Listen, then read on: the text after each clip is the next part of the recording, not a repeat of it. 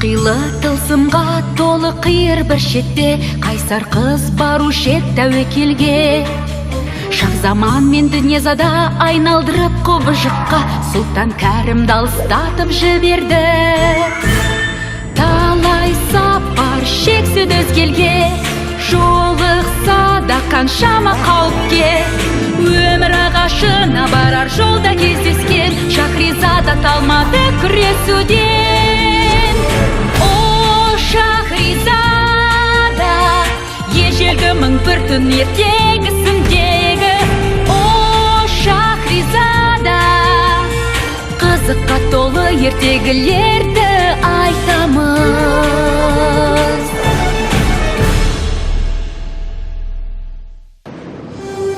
Мен бір әңгіме айтайын. Бұл ертеден келе жатқан хикметтер мен қатерлі сапарлар жайлы, жауыздық пен батырлардың асқан ерлігі жайлы оқиғалар, құбыжықтар туралы әңгіме. Әсіресе патшалықтағы ең қаһарлы мына құбыжық жайлы баяндағым келеді. Алайда оқиғаның басталған жері бұл емес. Бұл оқиға бұдан әлде қайда бұрын басталған. Міне, былай басталды. Ханзаданың өзгеруі. Менің есімім Шахризада. Оқиға менің сұлтанды өлімнен арашалап қалуға тырысқан сәтімнен басталды. Жолдан кетіңдер! Абайлаңдар! Жол беріңдер! Өткізіп жіберіңдер! Тылсым ажгон сығындысы жайлы естігендерің бар ма?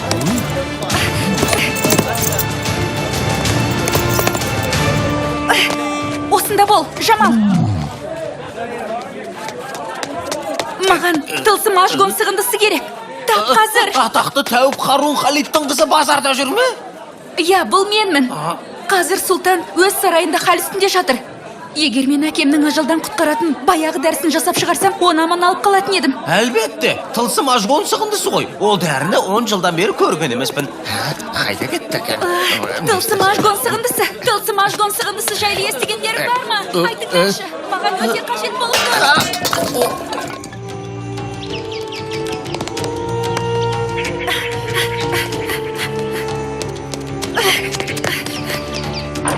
Ажгонды таптым. Қап, көмектесе алмадым. Ештеңе көмектеспеді.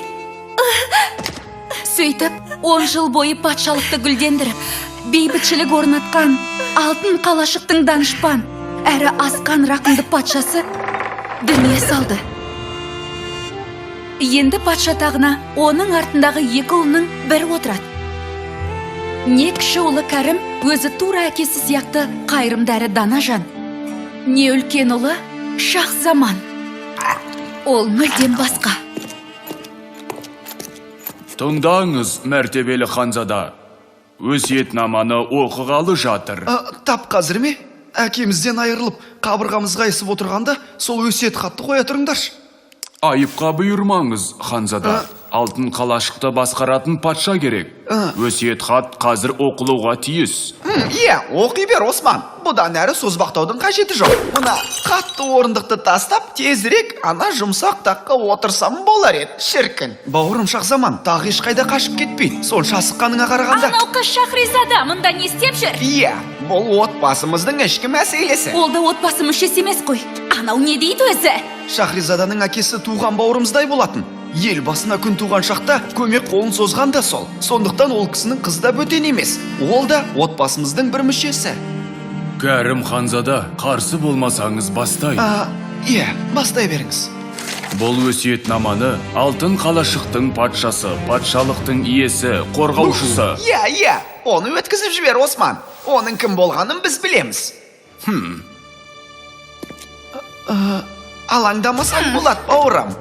Әкем саған да үлесіңді берген болар. Қаласаң, сарайдың шығысындағы атқора мен шағын әдемі бақшаны саған берейін.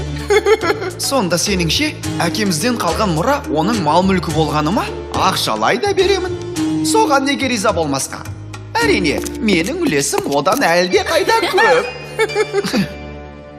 Марқұм патшамыздың өсиеті негізінде оның тәжі мен тағының мұрагері болып, оның кіші ұлы Кәрім сайланады. Немене? Менің есімім аталды ма? Әлде ананыкі ма? Қайталап оқыш. Иә, қайталап оқы. Патшаның тілегі тайға таңба басқандай. Сіз енді менің жаңа патшамсыз. Иә, әміріңізге құлдық. Жоқ, бұл заңға қайшы. Бірақ мен сенен үлкенмін. Мен патша болуым керек еді. Өсиет хатта қате кеткен болар. Көшірмешіні жазаға тарту керек. Жібер мені. Тәж менікі болуға тиіс. Естіп тұрсың ба? Ол маған тиесілі. Онда бірақ артық кеткен болар. Онысы жөнсіз. Тақ менікі. Сені құттықтаймын.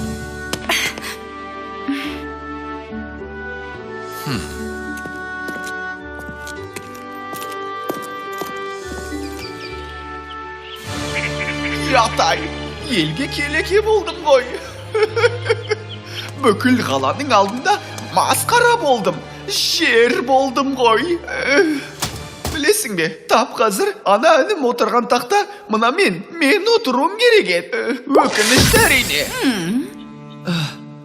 Үлкен екен. Бұл үлкен жауапкершілік. Басқа сұлтандарға қарағанда бұл патшалыққа әкемнің еңбегі сіңді. Қол астындағы адамдардың бәрін жақсы көретін, оларды оны құрметтейтін. Әкем ақымақ, әрі осал патша болды. Қолында тұрған билікті ешқашан пайдаланған емес. Ешқашан. Небір жаулап алған жері жоқ. Түсінсем бұйырмасын. Ағам тұрғанда мен неге таққа отырам? Әрине, әкемнің үмітін ақтауға барымды салам, алайда оның жылдар бойғы еңбегінің нәтижесін құртып алмас па екен? Ең бастысы, сен ненің дұрыс, ненің бұрыс екендігін айыра білсең болды.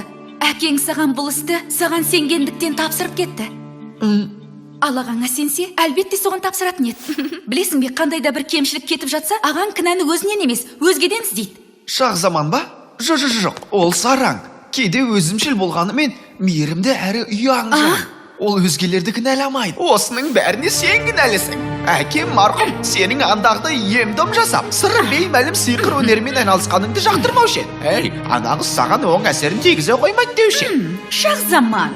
Мен сізге әсер етіп жатқан жоқпын. Сіз өз бетіңізше жүрген адамсыз. Отырыңыз.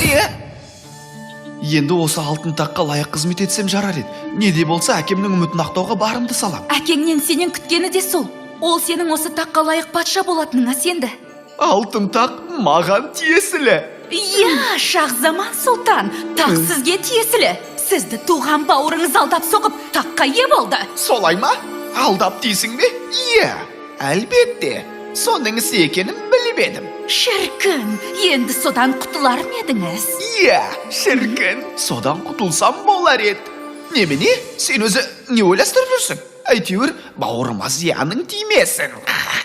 Ой, пырмай, қайдағын айтпасаңызшы. Дегенмен, оны битке айналдырып жіберсек те болады. Битке ме? Иә. Жақсы болар еді. Ол қолыңнан келе ме? Ниеттенсем, бәрін іске асырамын.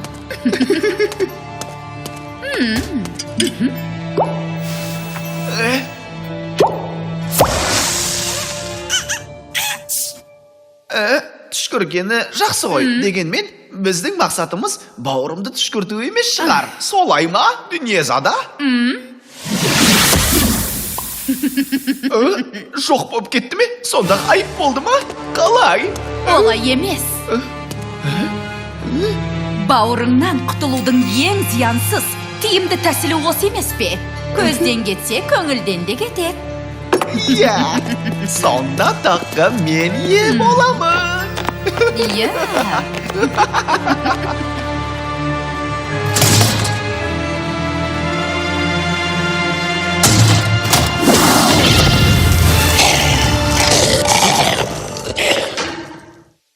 Кішкентай кезімізде сен сұлтан болып, ал мен зұлым болып ойнайтынымыз есіңде ме?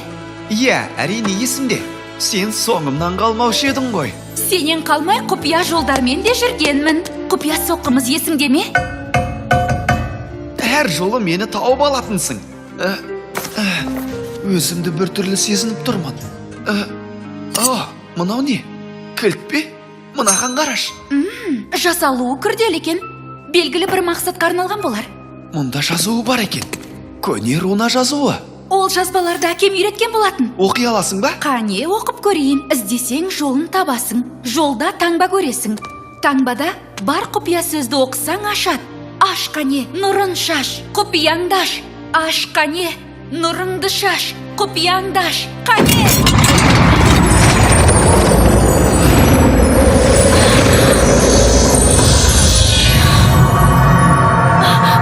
Мәссаған! Жұлдыздардың атауы ғой. Бұл не қылған орын? Бұл жерді бұрын соңды көрген емеспін. Дәрі-дәрмекпен сиқыршылардың құралдары ма? Қарашы, Кәрім, мынау әкемнің таңбасы. Бұл құпия бөлме болғаны ғой. Әкемнің бұл бөлме жайлы айтқаны бар, бірақ оның қайда екендігін ешқашан тіс жарып айтқан емес. Сенің әкең өте мықты тәуіп болатын. Мұны осы уақытқа дейін құпия ұстауының бір себебі бар шығар. Мына заттардың не екенін білесің бе? Кейбірін білем. Әкем біраз нәрсе үйреткен. Мұнда қараш, мына сандықта әкеңнің таңбасы бар екен. Мұны не істеймін? Оны ашып көрші. Сөйткенім дұрыс па? Әрине дұрыс. Ашсаңшы.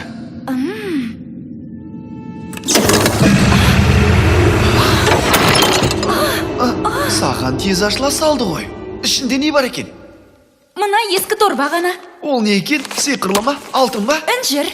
Інжір ме? Менің күткенім ол емес еді. Тағы бірдеңе бар ма? Шам? Көне шам екен. Ішінде бұдан асқан маңызды бірдеңе бар ма екен, а?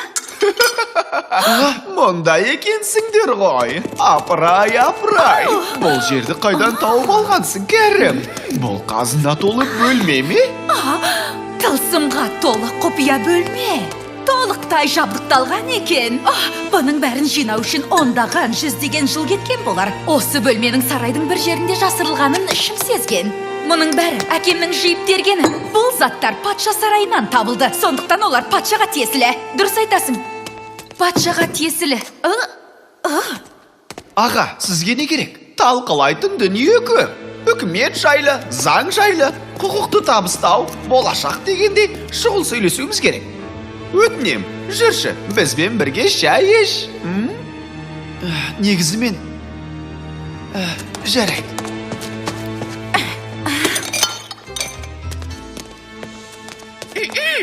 Алтын қала мәселесін талқылаймыз.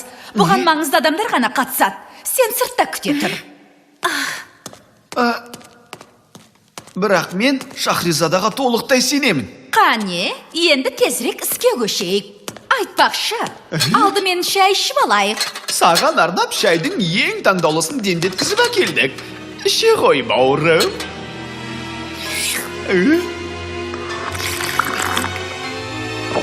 Сіз қалай ойлайсыз? Бағанағы мәселелер не болып кетті? Бұнысы несі? Сен не білдірді?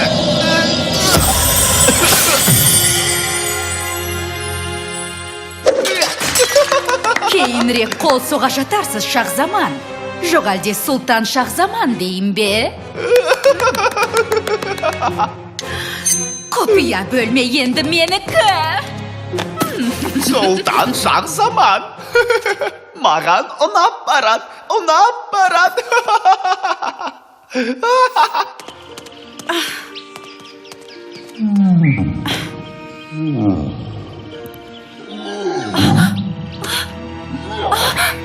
Кәрім! Кәрім!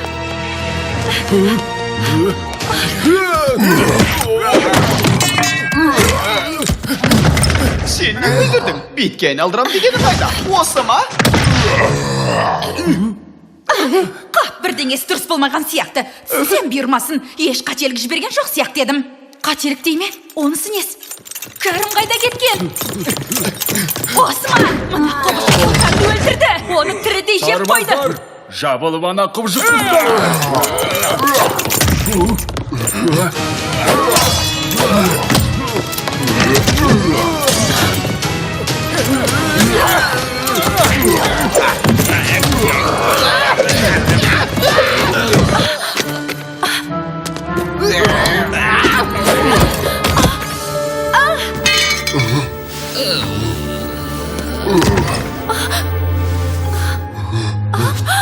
Сарбаздар, ұстаңдар құбыжықты.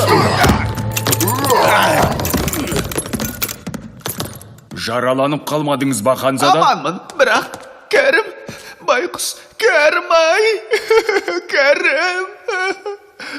Бұл Шахризаданың ісі. Сұлтанды өлтіріп, оны жұтып қойған бағанағы құбыжықты ана жасырын бөлмеден әдейі босатып жіберді. Тұтқындаңдар оны. Иә, тұтқындаңдар оны.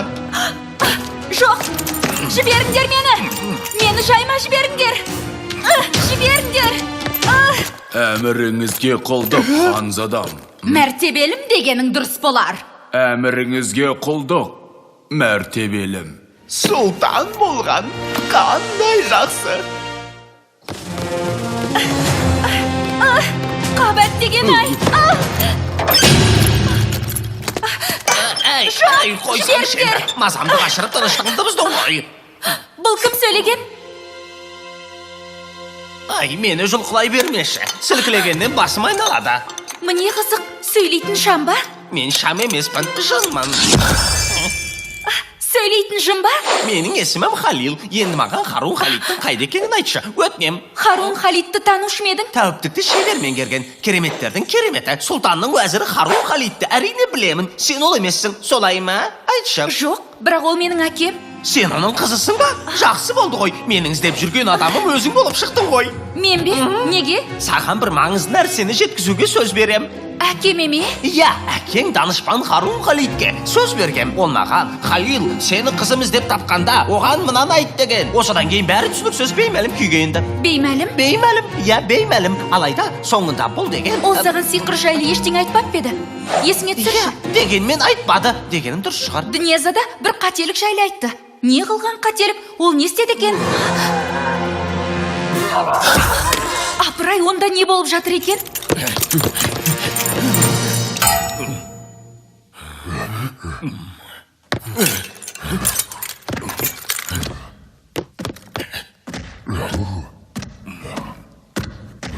Шабуылдаңдар, құбыжықты өлтіріңдер.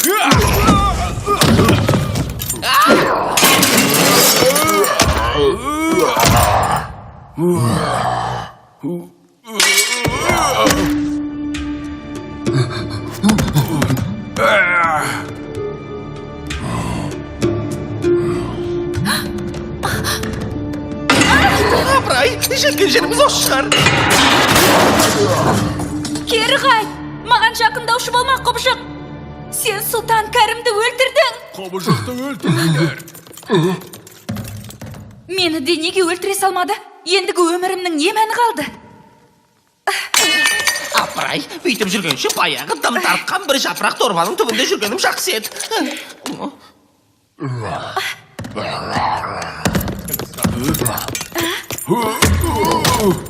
Ей, құбыжық!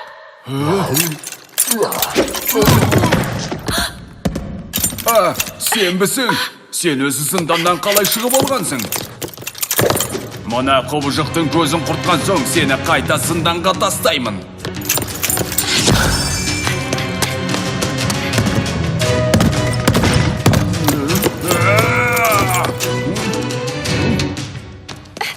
Мүмкін емес. Құбыжық қайда кетті?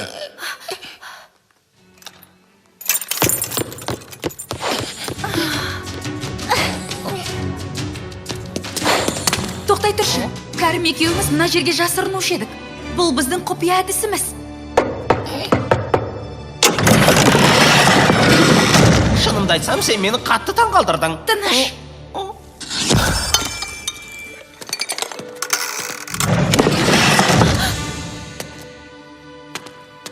Бұл не тағы? Тыныш.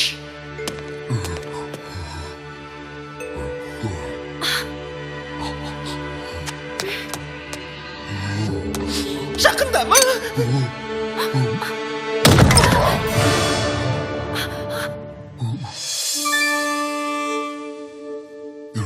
Кәрім? Кәрім, бұл сенбісің? Бұл расында да сенбісің? Бұл қалай болды, айтшы?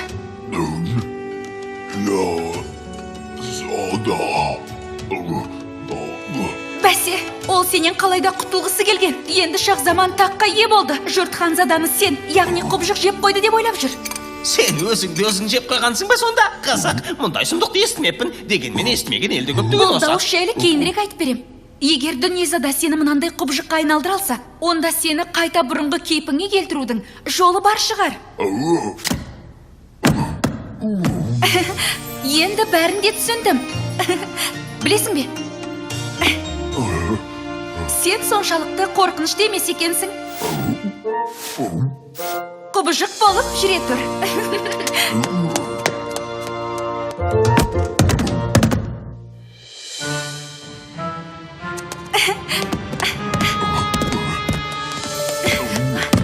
Біраз нәрсе жоқ сияқты. Дүниезада керегіне жаратпақшы болған ғой. Халил, әкемнің алхимиясы жайлы білуші ме едің? Сиқырлы дәрісін ше. Оның түрлі қоспаларды араластырып жатқанын көргенмін. Есіңде қалғаны бар ма? Мына күлгін құмырадағы есімде. Бұл сиқырды қайтара ма? Жоқ, ол жарылады. Бұны ойлап табу өте қиын болды. Түсінікті. Әне олар. Бәсе, осында жасырынып жүр екенсіңдер ғой. Апырай, көмектесіңдер. Сен мені қорқытамайсың.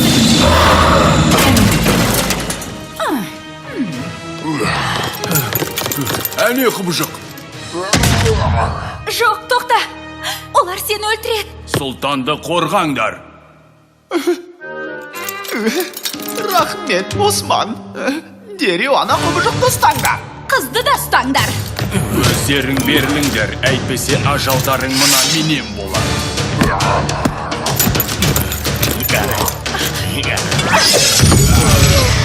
Бұл кез қаш. Қаш.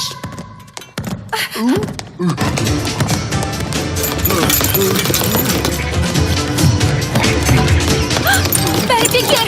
Біз қоршаудамыз.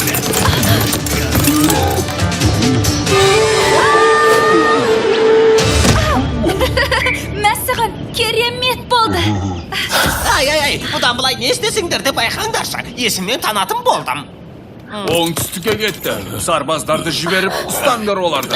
Қателеспесем, әкем қалдырған інжірді қолданатын кез келген сияқты ма қалай өзі? Інжірді ме? Ұшыратты інжірді. Қап, інжірлер қайда кеткен? Бәсе, Жамал жеп қойған. Әне, дереу оларды тұтқындаңдар. Оның шудасынан тартып жіберсең, қашып үлгеретін шығармыз. Ренжімеші, Жамал. Бәлі, міне ғажап. Алға, Жамал. Мына жерден келейік. Олар қашып кетті ме? Шатын түйесі қалай? Мәселе ұшығып бара жатыр. Ана қызды ма? Соны басынан ұнатпаған едім.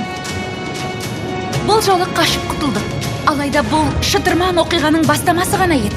Алайда бізді не бір ғажап жерлердің күтіп тұрғанын, әлі талай нәрсені бастан кешетініміз ешкімнің де ойына кіріп шықпаған. Бірақ бұл жайлы басқа күні баяндап берем.